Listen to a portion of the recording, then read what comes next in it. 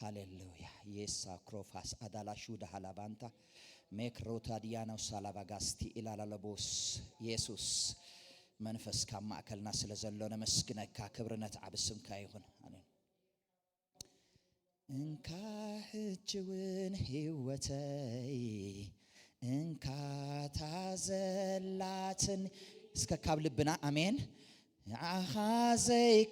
አኻዘይከውን አይኹነኒ እንካ ሁለንተናይ ንስኻ ውረስ እስከ ንድገሞን ካሕጅውን ህይወተይ እንካ ሕጅውን ህይወተይ እንካ ታዘላትኒ ንዓኻ ዘይከውን አይኹነኒ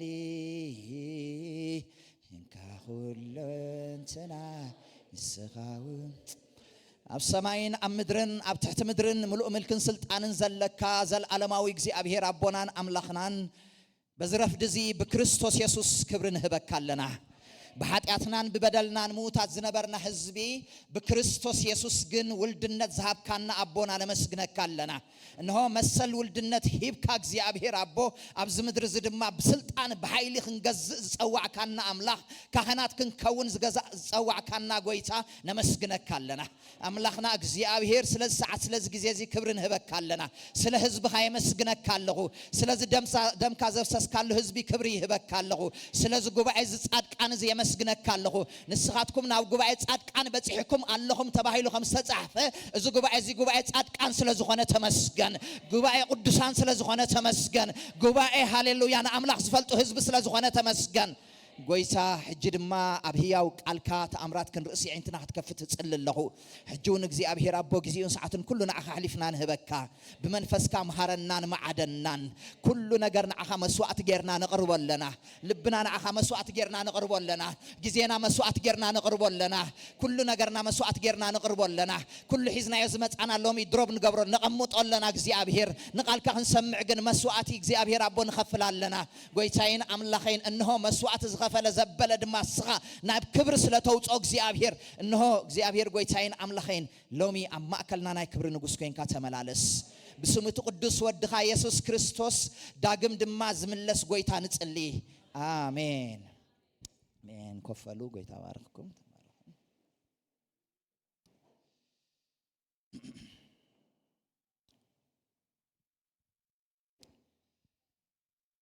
ክብር ሁሉ ለአምላኽና ይሁን ስለ ሰዓት ስለ ጊዜ ዚን አምላኽ ይመስግኖ ስለ ምሕረቱ ኣብ ልዕለይ ጸጉ ስለ ዘብዝሕና አምላኽ ይመስግን ንሎሚ እግዚአብሔር ኣብ ልበይ ዘቀመጦ መልእኽቲ እግዚአብሔር ይመስገን መሰውእን መስዋዕትን ዝብል አርእስቲና ክንርኢ አሜን መሰውእን እንታይን መስዋዕትን ዝብል ክንርኢና እግዚአብሔር ይባረኽ ምናልባት እዚ ኣብ ዕብራውያን ዘንበብክዎ ጥቕሲ ጎይታ ኢየሱስ ክርስቶስ ሓንሳእና ሓዋሩን ክስዋዕ ከም ዘለዎ ይተዛሪቡና ሓቀ ብኡ ድማ ምድሓን ሂቡኻ ናብታ لعلويتي قدس ቦታ ድማ እንታይ ጌሩና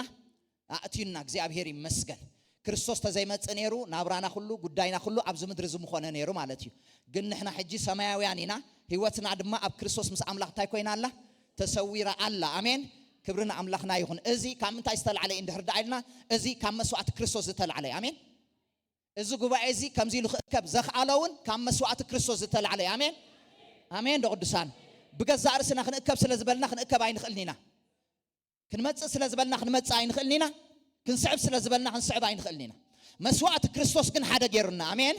ክንእከብ ጌሩና አሜን ናብ ጉባኤ ጻድቃን ይኹም በጽሕኩም ዘለኹም ኢልና ዕብራውያን ኣይኮነን እዚ ጉባኤ ጻድቃን እዩ እዚ ብመስዋዕት ክርስቶስ ዝተረኸበ ጉባኤ አሜን ስለዚ ከነኽብሮ ይግባአናይ ማለት እዩ አሜን ዶ ሓቀ ህይወትናውን በመስዋዕት ክርስቶስ ታይ ዝኾነት ያ ዝተረኸበት ያ ህይወትናውን ከነኽብራ ይግባአናይ ማለት እዩ እግዚአብሔር ይመስገን አገልግሎትናውን በመስዋዕት ክርስቶስ ዝተረኸበ እዩ ስለዚ አገልግሎትናውን ታንገብሮ ግባአና ከነኽብሮ ይግባአና ኩሉ እግዚአብሔር በክርስቶስ ኢየሱስ ዝሃበና በመስዋዕት ክርስቶስ እዩ አሜን ቅዱሳን ብርና አምላኽና ይሁን መስዋዕትን መስዋዕትን ዝብል ሐሳብ ኣብ መጽሐፍ ቅዱስና ኣብ ሰለስቲኡ ዘመናት እዚ መስዋዕትን ዝብል ኣብ ሰለስቲኡ ዘመናት ተኸፋፊሉ ንሪኦ ኢና ኣብ ሰለስቲኡ ድማ ሓደ ዓይነት ስራሕ ሓደ ዓይነት ኣሳልጦ ሓደ ዓይነት ዕላማ ሓደ ዓይነት ክብሪ ሓደ ዓይነት ናይ እግዚአብሔር ምግላጹን ኣለዎ አሜን ድህር መስዋዕት ዝግለጽ ነገር አለው ክብርና አምላኽና ይሁን ስለዚህ ኣብ ሰለስቲኡ ዘመናት እንታይ ማለት እዩ ሰለስቲኡ ዘመን ቅድሚ ሕጊ ዝነበረ ዘመን ኣቦታት ተባሂሉ ዝጽዋዕ ከምኡ ድማ ድሕሪኡ ድማ ሕጊ ሙሴ ናይ ሕጊ ዘመን ሳልሳይ ድማ እዚ ዘለናዮ ዘመን ድማ ናይ ምንታይ ዘመን ናይ ጸጋ ዘመን ወይ ከዓ ናይ ክርስቶስ ዘመን ማለት እዩ ስለዚህ ኣብዚ ሰለስቲኡ ዘመናት እዚ መሰውእን መስዋዕትታትን ዘሎ ነገራት እዩ መጀመርታ መሰውእ ስራሕ ድሕሪኡ ኣብ ልዕሊት መሰውእ ድማ መስዋዕት እንታይ ይገብር ይቕመጥ እቲ መስዋዕት ድማ በሓዊ ይልኮስ እቲ በተሓዊ ድማ ሓሪሩ እንታይ ይኸውን ይህመኽ ንኣምላኽ ክብሪ ይኹንና ኢየሱስ ጎይታ እዩ እምበኣር መሰውኢ ኣብ ዘለዎ እግዚአብሔር ኣሎ አሜን መሰውኢ ኣብ ዘለዎ እግዚአብሔር ኣሎ መስዋዕት ኣብ ዘለዎ መልስ ካብ እግዚአብሔር ኣሎ አሜን ክደግመልኩም መሰውኢ ኣብ ዘለዎ እግዚአብሔር ኣሎ አሜን መስዋዕት ኣብ ዘለዎ ከዓ መልስ ካብ እግዚአብሔር ኣሎ ክብርና አምላኽና ይኹን እግዚአብሔር ኣብ ብሉይ ኪዳን በልዎ ኣብ ሓድሽ ኪዳን መስዋዕት ክግበር ከሎ ጎይታ ተቀቢልዎ አሜን ብዛዕባ ክርስቶስ ከማን ክዛረብ ከሎስ ብኡ ድሰመርኩ ፍትው ወደይ ንሱ ይንዑ እንታይ ግበርዎ ስምዕዎ ሓደ ንእግዚአብሔር ከስምሮ ዝኽእል ቁጣዕ አምላኽ ከህድእ ዝኽእል ክርስቶስ ንአምላኽ ክብሪ ይኹንና ብኡ ድሰመርኩ ፍትው ወደይ ንሱ ይንዑ እንታይ ግበርዎ ንዑ ስምዕዎ ኢሉ ክብርና አምላኽና ይኹን ስለዚ ኣብ ሰለስቲኡ ዘመናት እምበኣር መሰውኢ ኣብ ዘለዎ እግዚአብሔር ኣሎ መስዋዕቲ ኣብ ድስዋዓሉ ግዜ ድማ ኣብኡ ከዓ መልሲ ናይ እግዚአብሔር ኣሎ ስራሕ ናይ እግዚአብሔር ኣሎ ኢድ ናይ እግዚአብሔር ኣሎ ዕዮ ናይ እግዚአብሔር ኣሎ እሱ ተንቲና ክንሪኦ ኢና ከም ፍቃድ እግዚአብሔር ቅድሚ ሕጊ ዝነበረ ኩላትና ከም እንፈልጦ መሰውእን መስዋዕትን ዘፍጥረት 4 ምዕራፍ ይጅምር ሓቀይዶ ዘፍጥረት 4 ምዕራፍ 4 ሰባት ኣብ ዝነበሩሉ ዓለም ኣዳምን ሔዋንን ምስ ክልተ ደቆም ኣብ ዝነበሩሉ ግን ከኣኒ ብሓጢያት ዓለም ኣብ ዝወደቀትሉ ህዝቡን ብሓጢያት ኣብ ዝወደቀሉ ዝነበረ ዘመን አቤልን ኣብ ቃኤልን ሓደ ነገር ካብ ልቦም ገንፊሉ ሕጊ ስለተዋሃቦም ካብ አምላኽ ገለ ነገር ተዋሂቦም ኣይኮነን ካብ እግዚአብሔር ዝመፀ ነገር እውን ኣይኮነን እቲ ነገር እቲ ግን ብመንፈሳዊ ዓለም ምርዳእ ንአምላኽ መስዋዕት እንተንገብረሉ ኣለና ኢሎም ክንስዋዓሉ ኣለና ኢሎም እዚ መንፈሳዊ ምርዳእ እዚ መንፈሳዊ ብርሃን እዚ ረኺቦም አሜን እዚ መንፈሳዊ ብርሃን ረኺቦም መስዋዕቶም ድማ ክስውኡ ክኢሎም ክልቲኦም ማለት እዩ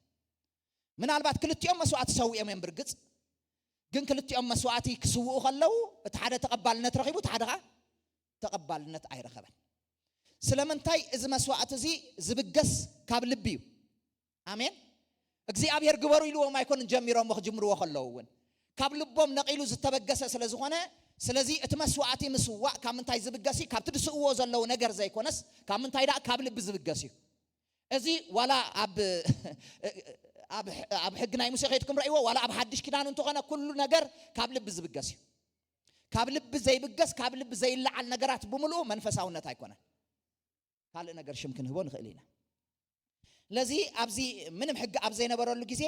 ኃጢአት ዝኣተወሉ ዘመን መንፈሳዊ ምርዳእ ንአምላኽ ባህ ዘብል ነገር ገይሮም ማለት እግዚአብሔር ይመስገን ለዚ አቤል መስዋዕቲ አቅሪቡ ናብ እግዚአብሔር ቃኤልን መስዋዕቲ አቅሪቡ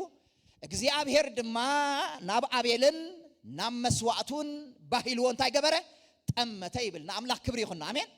መቸም እግዚአብሔር ገጽ ራእይ ይኮነን አሜን ዶ ንዓኹም ከሐጉስ ኢሉ እግዚአብሔር ዝገብሮ ነገር ወላ ሓንቲ ነገር የብሉን ኣይኮነን ንአቤል ከሐጉስ ኢሉ ይኮነን መስዋዕቱ ተቀቢልዎ ሪሊ ሐቅ ስለዝኾነ በቃ ምስትናቱ ማንነት ማች ስለዝገበረ ስለዝተተሓሓዘ ናይ አቤል መስዋዕቲ አሜን ኢሉ እግዚአብሔር ታገርዎ ተቀቢልዎ ንአምላኽ ስብሐት ይኹንና ናብ ቃኤልን ናብ መስዋዕቱን ግን ባሂልዎ እንታይ ገበረን ምናልባሽ ብዙሕ ግዜ ሰቢኽና ኸውን ክእል ይዝቃል እዚ ናብ ቃኤልን ናብ ክልተ ነገር ኢና ናብ ቃኤል ናብ መስዋዕቲ ለዚ ናብ መን ቅድም ናብ ልቢ ቅድም ድሕሪው ናብቲ መስዋዕቲ ማለት እዩ ስለዚ መስዋዕትታት ብምሉኡ ካብ ልቢ ካብ ፈቃደኛ ልቢ ዝብገስ ዳኣምበር ካብ ካልእ ነገር ዝብገስ ኣይኮነን ስብሐት ንአምላኽ ይኹን ኣብዚ መሰውእን መስዋዕትን ዝካየደሉ ምፍልላይ ኮይኑ አምላኽ ነቲ ሓደ ተቀቢልዎ ነቲ ሓደ ኸ ኣይተቀበሎን አምላኽ ክፈላሊ ደልዩ ስለዘይኮነ ወይ ከዓ ከምዚ ንሕና እንገብሮ ነቲ ሓደ ደስ ኢሉና እንቅበሎ ነቲ ሓደ ኸ ደስ ኣይበለናን እንጥርዞ ከምኡ ኣይኮነን ኣብ እግዚአብሔር አሜን እሱ ጻድቅ አምላኽ እዩ ኢየሱስ ሚዛኑ ኸ ናይ ጽድቂ እዩ አሜን ናትና ሚዛን ዘባሊ ኩሉ ግዜ ነቲ ክንቅበሎ ዝግባአና ይንቅበሎን ነቲ ነቅርቦ ዝግባአና ነርሕቆም ዓይነት እዩ ዘለና ስለምንታይ ብሓጢአት ዝተመልአ ዓለም ስለንነብር ማለት እዩ እግዚአብሔር ግን ጻድቅ አምላኽ ስለዝኾነ ክብርና አምላኽና ይኹን ኩሉ ዝቅበሎ ብጽድቂ እዩ ዝነጽጎም ብምንታይ እዩ ብጽድቂ ስለዚ ኮታ ካምንነቱ ተበጊሱ እግዚአብሔር ከአ ንናይ ቃኤልን ንመስዋዕቱ እንታይ ገይርዎ ነጽይግዎ ማለት ስለዚ ልቡ ክሪኦ ከሎ ናይ ቃኤል ገለ ነገር ኣይነበረን ዋላ አው ዝተጻፈ ነገር ኣይሃለወና እምበር ድሕሪ መስዋዕቲ ተርእናዮ ከማ እንታይ ክገብር ከሎ ኢና ንርኢ ኣይኮነ ንሓው ተጸናቲ አበረኻ ወሲዱ እንታይ ክገብር ከሎ ትርእዎ ኣለኹም እቲ ልቢ ጥዒውን ኣይነበረን ኣይኮነ ናብ ንስሓ ከኣቱ ነይርዎ ኣምላኸይ እንታይ ጉዲለ ክብል ነይርዎ ጉዳይ ምስ እግዚአብሔር ክገብር ነይርዎ ግናኸ እቲ ልቢ ከምኡ ዝተዓየ ልቢ ስለ ዘይነበረ ተመሊሱ ኻንሓው ክቐትሎ ከሎ ኢና ንርኢ ማለት እዩ ስለዚ ናይ አቤል ተቀባልነት ረኺቡ ናይ ቃኤል ግን ተቀባልነት ኣይረኸበን ካብኡ ቀፂልና ንረኽቦ ድማ ኖህ እዩ ኖህ ኣብ ዘፍጥረት ሻምናይ ምዕራፍ ከድና እንድሕር ዳኣ ርኢናዮ ሎማዓንቲ ጥቕሲ ካብ ዝሓልኩም እየ ምስና ይቕረይትኦ ማለት እዩ ጥቕሲ ምብዛሕ ኣይፈቱን ግን ጥቕሲ ሎማዓንቲ ከብዝሐ ክፅመሙን ኢኹም አሜን ባበሉ ጽመመካይና በሉ እገሰካይና በሉ እግዚአብሔር ይባረክ ሸሞንተ ዕስራ ሁላትና እንፈልጦ ኖህ ድማን እግዚአብሔር መሰውእ ሰርሐ ካብ ንጹህ እንስሳ ዘበለን ካብ ኩለን ንጹሃት አዕዋፍን ወሲዱኻ ዝሐር መስዋዕቲ ኣብ መሰውእ እንታይ ገበረ አዕረገ እግዚአብሔር ድማ እዚ ጥዑም መዓዛ አጫነወ አሜን እግዚአብሔር ካብ ልቡ ሕልና ልብሰብ ካብ ንእስነቱ ጀሚሩ ክፉ እሞ ድሕሪ ደግም ብሰሪ ሰብ ንምድሪ መሊሰ እንታይ ገብራኔ ኣይረግማኔ ኢሉ እግዚአብሔር ጋገለ ቃል ኪዳን አው ከአቱ ንርኢ ድሕራይ ብዛዕባ ቃል ኪዳን ክንዛረበሉ ኢና ማለት እዩ አምላኽ መስገን ኣብዚ ግን እንታይና ንርኢ እግዚአብሔር ንመስዋዕቲ ናይ ኖህ ድማ እንታይ ገይርዎ አጫኒዎ ወሲድዎ ክብርን አምላኽና ይኹን አሜን አምላኽ መስዋዕትኩም ይቀበሎ አሜን ክብርና አምላኽና ይኹን አምላኽ መስዋዕትኩም እንታይ ይግበሮ ይቀበሎ ናይ መዝሙር መስዋዕትኩም ይቀበሎ ናይ ጸሎት መስዋዕትኩም ይቀበሎ ናይ አገልግሎት መስዋዕትኩም ይቀበሎ አሜን ኩሉ መስዋዕትታት ካብዚ ጣራዘ ዝሓለፈ ይኹን አሜን ሰማይ ዝበጽሕ ይኹነልና አሜን ክብርና አምላኽና ይኹን ስለዚ ናይ ኖህ ድማ መስዋዕቲ ሰማያት ሰንጢቁ አትዩ እግዚአብሔር ታገርዎ አጽኒዎ ምጽናው ጥራይ ዘይኮነ ድማ እግዚአብሔር ካ ወሪዱ እንታይ ገብር ጀሚሩ ክዛረብ ካ ጀሚሩ ክብርና አምላኽና ይኹን ደጊም ንድሕሪ ሕጂ ንደቂ ሰባት እንታይ ያገብሮምኒ በዚ መርገም ዝኣይረግሞምኒ ኢሉ ንአምላኽ ክብሪ ይኹንና ሃሌሉያ ስለዚ እምበኣር ጥዑም መዓዛ እግዚአብሔር ዝቕበሎ መስዋዕቲ ምስዋዕ ኣብቲ ናይ ኣቦታት ዘመን ወይ ከዓ ኣብቲ ናይ ሕጊ ዘመን እግዚአብሔር ይቕበሎ ነይሩ ማለት እዩ ስለዚ እግዚአብሔር ስቂል ይኮነን ንዓታቶም ንገጽ ረአይ ይኮነን ዝቕበሎም ዘሎ ንአቤል በልዎ ንኖህ በልዎ እግዚአብሔር ምስማንነቱ ዝኸይድ ነገር ስለ ዘቕርብሉ አሜን ኢሉ አሜን ወታ እግዚአብሔር ምስማንነቱ ዝኸይድ ነገር ሒዝና እንተ መጺና ነገራት ይግልበጥ ምስማን ናትና ማንነት ዘይተለወጠ ማንነት ሒዝና ክንመጽ ከለና ኢና ምስ እግዚአብሔር ታይ ንኸውን ናይ እግዚአብሔር ነገር ክንስሕብ ዘይንኽእል ናይ እግዚአብሔር ማንነት ሒዝካ ተመጺኻ ግን ናይ እግዚአብሔር ነገር ትስሕብ ሰብ ኢኻ አሜን ናይ እግዚአብሔር ነገር ኣብ ሰማያት ዘሎ ኣብ ተንጠልጢሉ ዘሎ ነገራት ብሙሉ ኣብ ዝምድር እዚ ኣብ ህይወትካ ይኹን ኣብ ቤትካ ይኹን ኣብ ቤተ ክርስቲያን ኣብ ሓዳርና ኣብ ኩሉ ነገራትና ከነምጽኦ ንኽእል ምስ ናይ እግዚአብሔር ማንነት ማሽ ክንገብር ከለና አሜን ክብርና አምላኽና ይኹን ኢየሱስ ጎይታይ ዘፍጥረት 12 ምዕራፍ ከ ሁላትና እንፈልጦ አብርሃም አቦና ኣሎ እግዚአብሔር ይባረክ ዘፍጥረት 12 ምዕራፍ እዝና አምላኽ ዘይፈልጥ ሰብ ግን ከ አምላኽ ተገሊጽሉ ዘገርመኩም አምላኽ ምስ ተገልጸሉ ኣብ ጥቅስ 8 ከም ዝብል ቃል ንረክብ ከዋላ ካብ 6 ከምብበ አብርሃም ድማ በታ ምድሪ ክሳዕ ቦታ ሴኬም ክሳዕ ዳዋታት ሞሬ ሓለፈ በት ዘመን ድማ ከነዓናውያን ኣብታ ምድሪ እቲኣ ነበሩ እግዚአብሔር ድማ ንአብርሃም ተራእዮ እዛ ምድሪ እዚኣ ንዘርእኻ ክህብኤ ከኣበሎ ኣብኡ ነቲ ተራእዮ እግዚአብሔር መሰውእ እንታይ ገበረ ሰርሓሉ ካብኡ ናብቲ ኣብ ምብራቕ ቤትኤል ዘሎ ከረን ተጓዒዙ ኣብኡ ድንኳን ተኸለ እሞ ቤትኤል ብሸነኽ ምዕራብ ዓይ ከኣ ብምብራቑ ኮነ ኣብኡ ኻን እግዚአብሔር መሰውእ ሰርሐ ብስም እግዚአብሔር ተማህለለ አብርሃም ድማ ተላዒሉ እናጋዓዘ ናብ ደቡብ ኣቢሉ እንታይ ገበረ ከደ ስብሓት ንአምላኽ ይኹን አብርሃም ድማ ካብቲ ዝመፀ ቦታ ሁላትና ንፈልጦ ኢና ግና እግዚአብሔር ተገሊጽሉ ነቲ ዝተገልጸሉ እግዚአብሔር መሰውእ ሰሪሑ መስዋዕቲ ድማ ይዕሪጉ ንአምላኽ ክብሪ ይኹን ለዚ መስዋዕቱ ምስ ዕረገ እግዚአብሔር ድማ ተቀቢልዎ ንመስዋዕቱ ድሕሪኡ ድማ አብርሃም ከኣ እንታይ ክገብር ጉዕዙኡ ኸ ናብቲ እግዚአብሔር ዘርአዮ ቦታ ኸ ክግስግስ ኢሉ አሜን ክብርና አምላኽና ይኹን ካብቲ ሓደ ሓይሊ ዝኾነካ መስዋዕትኻ እግዚአብሔር ክቕበሎ ከሎ ንቅድሚት ክትግስግስ ይዝገብረካ አሜን ንቅድሚት እንታይ ክትገብር ክትከይድ ይገብረካ ስብሓት ንአምላኽ ይኹን አሜን ዓርብ ዝነበረና ናይ ጾም ጸሎት ግዜ ከምኡ ትምህርቲ ነርና አሜን ጎይታ ባረከካ ንአምላኽ ክብሪ ይኹን ንቅድሚት ገጽካ እንታይ ምኻድ ዝገጠመ ነገር ይግጠም ብዘየገድስ ንቅድሚት ገጽካ እንታይ ምግባር ምኻድ ካብቲ ሓደ ንቅድሚት ገጽና ክንከይድ ዝገብረና ክብርና አምላኽና ይኹን እንታይ እዩ እንድሕር ዳኣልና መሰዊዕና አጸቢቅና መስዋዕትና ድማ አጸቢቅና ቅድሚ እግዚአብሔር ከነቅርብ ከለና ናይ ልብ ዝኾነ መስዋዕቲ ምስማንነት እግዚአብሔር እንታይ ዝገብር ዝቃዶ መስዋዕት ምስ ነቅርብ ንቅድሚት ገጽና ምንጓዓዝና ዘይተርፍ ናብቲ እግዚአብሔር ዘዳልወልና በረኸት ምብጻሕና ዘይተርፍ ክብርና አምላኽና ይኹን ብዛዕባ ዝመሰውእን መስዋዕትን ኣብዞም ሰለስተ ዚኣቶም ወይ ከዓኒ ኣብቲ ናይ ኣቦታት ዘመን ዝተቐመጠ ወላ ሓንቲ ሕጊ የለን እግዚአብሔር ዝቐመጦ በዝእተው በዝግበሩ ከምዝኹኑ ከምዝ ከዓ ስርሑ ዝበሎም ወላ ሓንቲ ነገራት የለን እዚ መስዋዕት እዚ መሰውእ እዚ ካብ ምንታይ ተበጊሱ ኢለኩም ኣለኹ እስኪ ኩላትኩም በልዋ ካብ ልቢ ተበጊሱ መበገሲኡ መንቀሊኡ ካብ ልቢ ስለ ዝኾነ እግዚአብሔር በዝእተው በዝውፁ እዚ ኹኑ ከምትኹኑ ዝብል ወላ ሓንቲ ሓሳብ ኣይሃቦምን እግዚአብሔርን ናይቲ ሰብ ልብን ርእዩ ዝውሰን ነይሩ ማለት ሰብ ዝገብሮ መስዋዕቲ ርእዩ እግዚአብሔር ናይ ልቡ ነገር ርእዩ እግዚአብሔር ታይ ዝገብር ነይሩ ስጉምቲ ዝወስን ነይሩ ማለት ክብርና አምላኽና ይኹን ብናቶም ፍቃድ ምልዕዓል ብናይ እግዚአብሔር ተቀባልነት እዩ ክልቲኡ እንታይ ዝገብር ዝሓብር ካብ ልቦም አንቂዶም ንአምላኽ ማንነቱ ዝትንክፍ ነገር ምስ ማንነቱ ዝኸይድ ነገር ክገብሩ ከለው ብድሕሪኡ እግዚአብሔር ንመስዋዕቶም ካታ ይገብሮ ይቅበሎ ስብሐትና አምላኽ ይኹን ክብርና አምላኽና ይኹን ስለዚ እምበኣር ኣብዚ ቅድሚ ሕጊ ምምፁ ዝነበረ መሰውእን መስዋዕትን ካብ ልብ ዝተበገሰ እዩ አምላኽ ድማ ንኹሉ እንታይ ገብሮ ነይሩ ይቅበሎ ነይሩ ክብርና አምላኽና ይኹን ሕጊ ምስ መፀውን እዚ ብበዓል አቤልን ኖህን አብርሃምን ካልኦትን ዝተገብረ ነገራት ብምሉእ እግዚአብሔር ክድርብዮ ወይ ከዓ ክጉሕፎ ከሎ ኣይንርእን ኢና አሜን አሜን ደቅዱሳን ኣይንርእዮን ኢና እግዚአብሔር እንታይ እዩ ገይሩ እንድሕር ዳኢልና ነቲ በዓታቶም ዝተጀመረ መስዋዕትን መሰውኢታትን ብምሉእ ኣብ ውሽጢ ሕጊ የእትዩ ከም ዝቅፅል ገይርዎ እግዚአብሔር እዚ ከዓ እግዚአብሔር ከም ዝቅበሎ መረጋገፂ አሜን አሜን ደቅዱሳን እግዚአብሔር ከም ዝቅበሎ መረጋገፂ ኣብ ውሽጢ ሕጊ ኣቲምበር ውፅኢት ናይ ሕጊ ኣይኮነን መስዋዕትን መሰውኢታትን ናይ ሕጊ ውፅኢት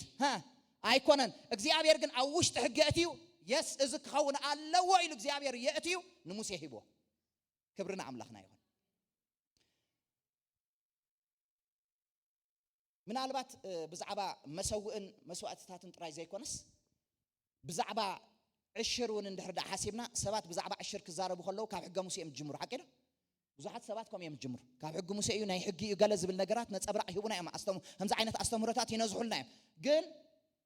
ብሕጊ ዝተጀመረ ዕሽር የለን አሜን ካብ ልቢ ጀሚሩ ዕሽሩን አሜን አሜን ደቅዱሳን መን ይጀሚርዎ እንድሕር ዳኢልና አብርሃም ኣቦና ይጀሚርዎ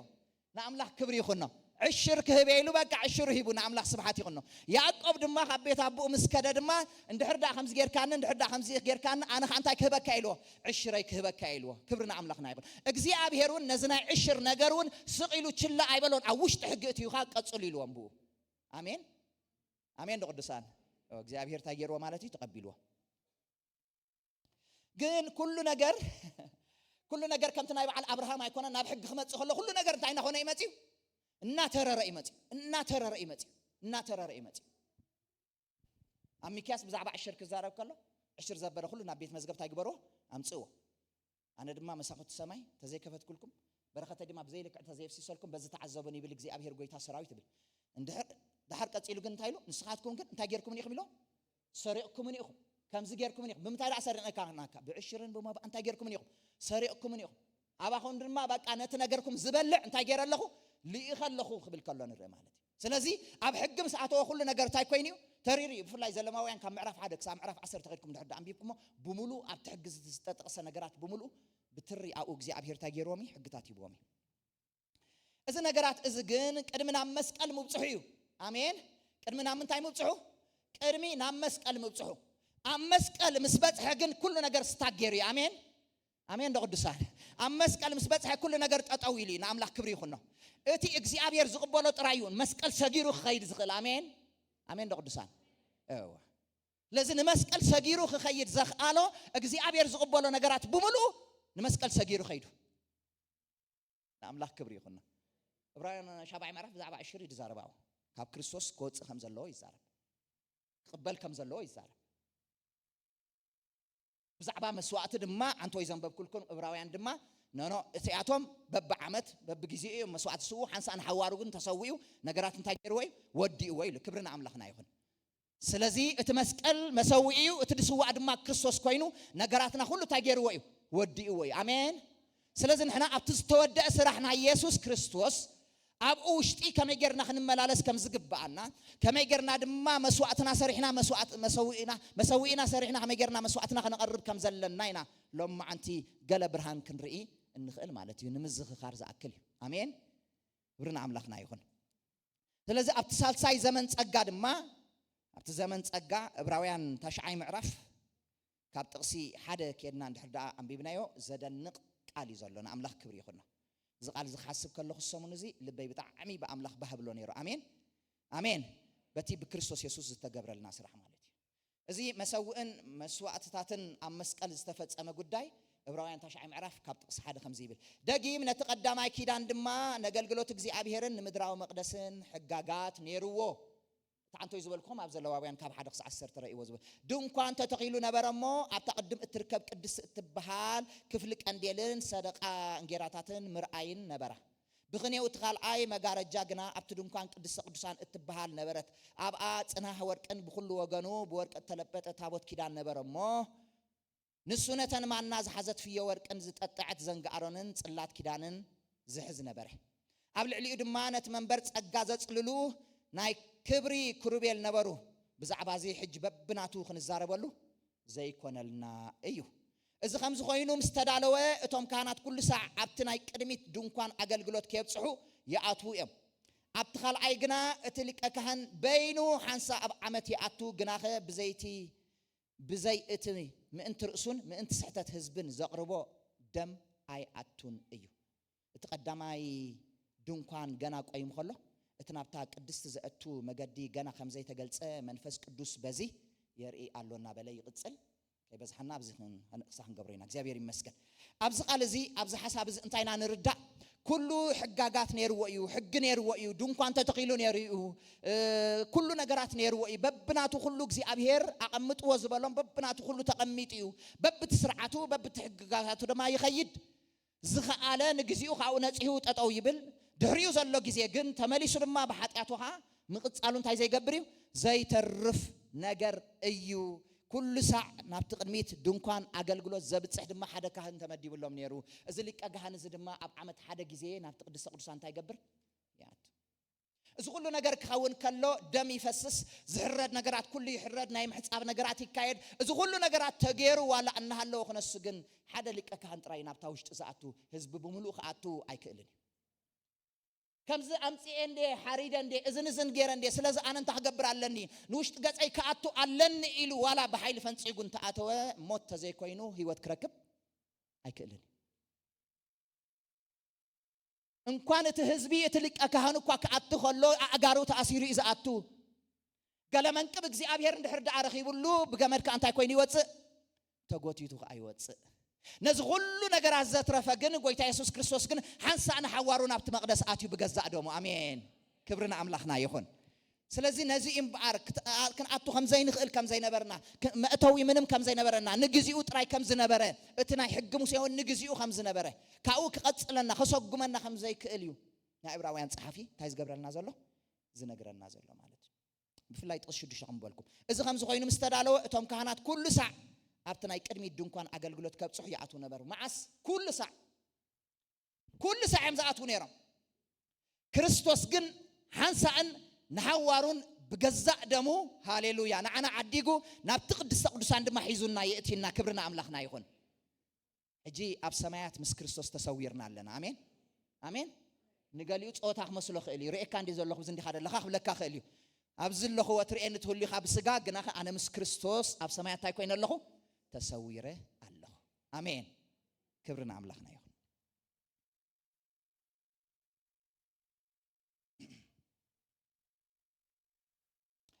نائبراويان صحفي بتعم خبت زجرمكم نائبراويان صحفي بزعبا قويتا يسوع كريستوس قالت كله كم عرف حدا تحسكم من دحر دعم بيبكمو كاب كله انت يزبلي زبلت إلو والله نعملاخ كبري يخون آمين زبلت يو كاب كله زبلت يو نمنتاي كريستوس كاب كله زبلت كوينو دحر دعلنا حنسا أن حوارن بجزاء دمو يو انت جيرو آتيو أبرن أبسان بزي بلو دم آمين حاتيات بزي فلت دم هاليلويا حنسا أن حوارن نرسو زي كونس نعنا حيزنا آتي آمين أبت مسكال مسؤول يرنا آمين آمين ده قدسان أبت مسكال مسؤول يرنا كلنا جرا أنت أكويني بس قيلي أكون حكي ኣይኮነ እንዴ ምስናይ ፍትወቱ እንታይ ገይሮም እዮም ዝብል ሰቂሎም እዮም ኩሉ ነገር ኣው ይተወዲ ንኣምላኽ ክብሪ ይኹን ነው ስለዚህ ኣብቲ ተወደአ ናይ ኢየሱስ ክርስቶስ ናይ መስቀል ስራሕ ኣብኡ ድማ መስዋዕቲ ሰሪሕና መሰዊታትና ኩሉ ግዜ ከነቅርብ ግን ይድለየና ሓራም መወዳእታ ክመጽ ይነዑ ስለዚህ እምበር ኢየሱስ ናብ ውሽጢ ኣተወና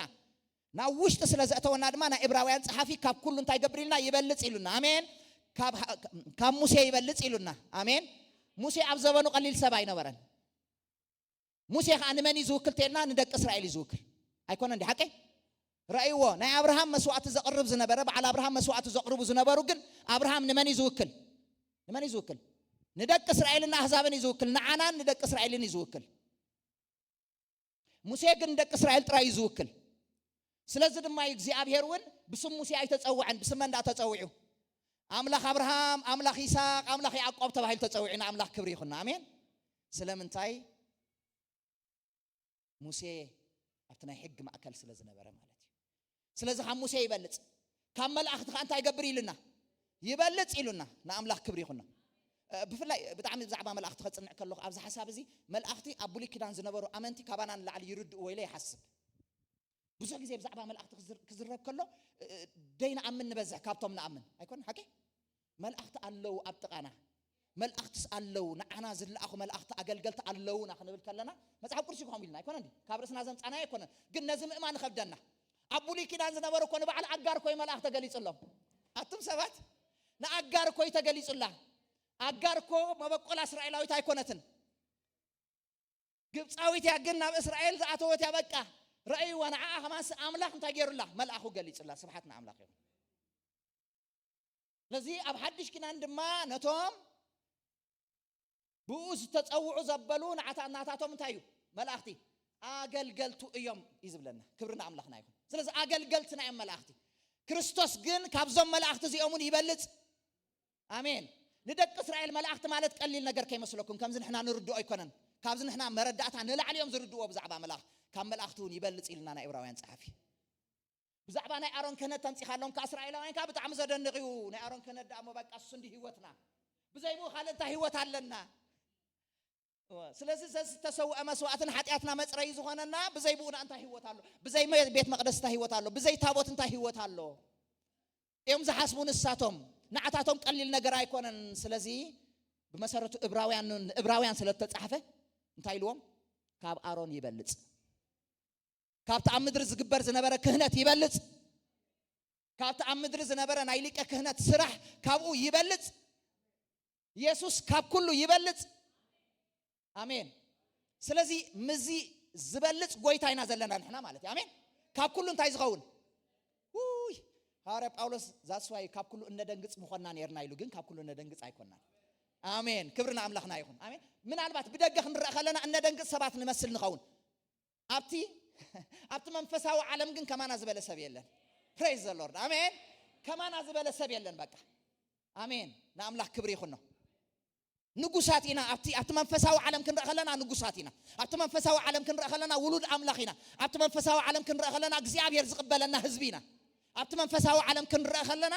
ውሉደይ ኢሉ ዝጽዋዓና ኣቦለና አሜን ኣብቲ መንፈሳዊ ዓለም ክንረአ ከለና ክርስቶስ ይሕዋተይ ኢሉ ዝጽዋዓና ሓወይ ይብለካ ይዘለ በለጸናይ ክርስትና ህይወት ድማ ሓወይ ምባል አሜን አሜን አቀ ሓወይ ሓፍተይ ንአምላኽ ስብሐት ይኹን እንኳን ምስኡሲ ንሓድ ሕድና እኳ እንታይ ገይሩና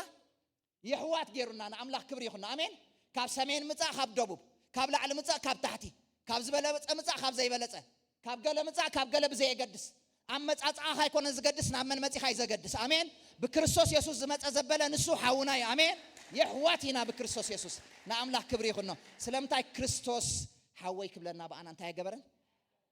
زفرنا نجر نيرنا دي أولنا برقص نيرنا جناح حفرتنا دي شفنا قويت لنا آمين دو حفرتنا تشفنا قويتالنا سلازي حفرتنا استشفنا لنا حزبينا وآمين بلونا زي حفرتك تشفنا لك حزبي إيخا كندي حفرت كوينيرنا كندي نقرات كوينيرنا كندي أب علم كندي نقرات كواتج أمالي غنازمت أنا حزبينا قناخ حجيك زي أبهي ربو بكريستوس يسوس كريئنا خلوه ولودا يبلنا قدوسان يبلنا مسارحتا يبلنا آمين نازنا قرزة حات إكال لكم لك كبرنا عملخنا يسوس كريستوس قويتاي هاليلويا انبار ኣብቲ ሳልሳይ መሰውእን መስዋዕትን ናይ ክርስቶስ እዚ ነገር እዚ ብሉጽ ነገር ንሕና ረኺብና ኢና ኣሜን ክብርና ኣምላኽና ይኹን ናብ ዕላማይ ክኸይድ ዕላማ መሰውእን መስዋዕትን እንታይ ኣብ ሰለስቲኡ ዘመናት ሲ እግዚአብሔር ነዚ መሰውእን መስዋዕትን ሲ ስቂሉ ናካታተለ ይምጽይዎ ببعل أبيل دجمرة تقبلوه بأبراهام تقبلوه ننه تقبلوه طرای زيكونه دم أبتو زوج أو حق دم موسى إزخا أو حوس سويلوه إذا نايب على أبراهام نايب على أبيل زوج أو قداي إزون أنا تاجره له تقبله له بقى رايت هبه له أو يأتوه إلوه أو أنكت إلو متى دحري دم ما كريستوسون مسوعتنا حياتنا خوينو تايكوينو تقليد متى أو خلوا متى إلو كريستوس أنا بقى أنا أخم نمدحني متى إذا لخ سلزا أجهم كاب دحرجي بقى بايت رايز أمن سخدهني إلو النادي خيدو نو مسوعة خيني مسوي تقرب له مسوعة خاخين متى إذا مسوعة زد ما بفقادي فتيمو آمين ما نم هاي جددون كبرنا أملاخنا يكون ما نم زدف أنا جار يلن ما نم تدفي وزعته يلن كريستوس بجزاء فقادو رؤسه ونا آمين مسوعة خينو حليف لنا ثلاث علامة مسوء المسوعات أنتايو كل التنجارات يخ نجركم أي كانوا وحنا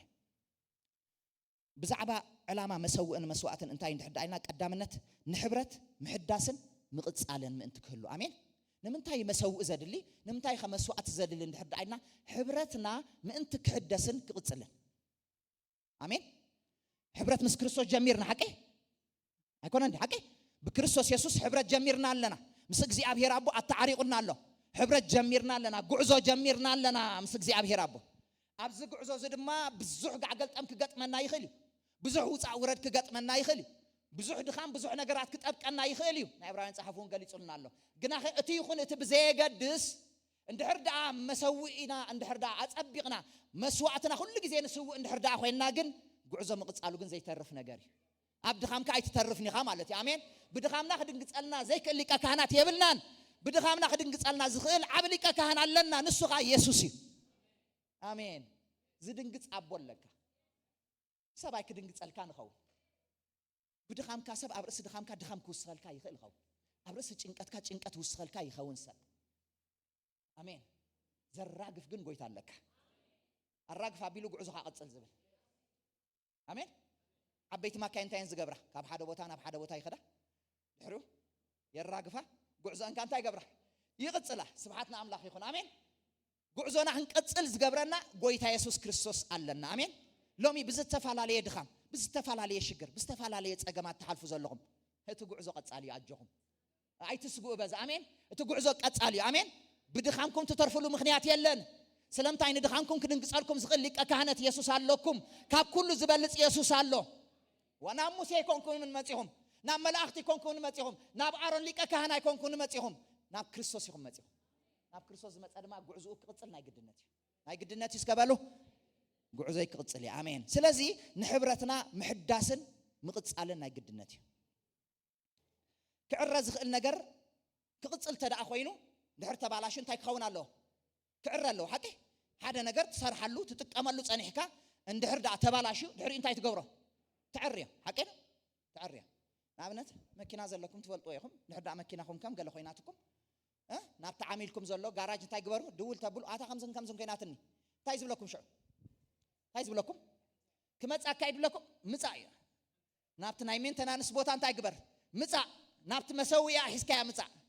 اعود سوا كنسوا الله نغرات كل غعزو اشعو انت تغبريا كتقصل انا املاح كبر يكون حسكا انا بغاراج تخيد تزعر نغرات كل التعراري دما شعو غعزوها قصل حج سلام يبلك كبرنا املاخنا يكون يسوع كريستوس غويتاي سلازم بار از مسوئن مسوعتن ازي غعزونا نخنقصل حبرتنا مس املاح نخقصل كاب تعبي تبعت زخوننا امين كبرنا املاخنا يكون نا ابراهيم صحافي نز ነገር አበርትዒን ታገሩልና ጽሒፉልና بጊዜ ጸበባና ንረድኤትና ዝኸውን ጸጋም እንት ክንቅበልሲ 4:14 بتبعات ናብ ዝፋን ጸጋ ንقرب بتبعات ይልዎ ዘሎ ዘይትበዓና ነገር ብዙሕ ነገር ክገጥመና ይኽእል እዩ تبعات ዘይህበና ብዙሕ ነገር ክህሉ ይኽእል እዩ بكريستوس ግን تبعات አለና واو بكريستوس تبعات አለኒ بكريستوس تبعات አለኩም بكريستوس تبعات አለና كل ጊዜ بكريستوس ኢና ተቢዕና ንኸይድ አሜን ስብሐትና አምላኽ ይኹን ኢየሱስ ክርስቶስ ጎይታይ ስለዚህ ዝተባላሸወ ነገር ክዕረን ተዳ ኮይኑ ናይ ግድን ታይድያ ሕዳስ የድልዮ እግዚአብሔር ይመስገን ሕዳስ የለ ክብርና አምላኽና ይሁን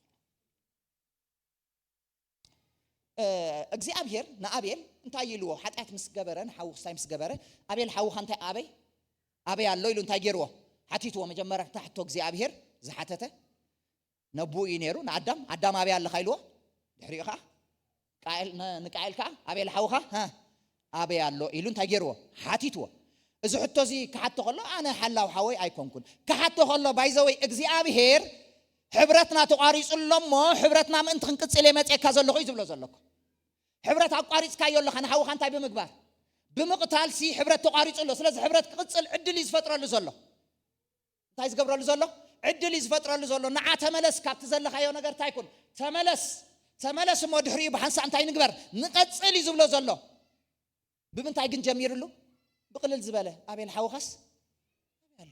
እዚያስ ልብ ትሰብርያ ውይ ኣታ እግዚአብሔር ተጋጌን አቤል ሓወይስ እንታይ ገይረ ቀቲለ ክብል ክምለስ ዝግብኦ ግን ኣነ ሓላው ሓወይ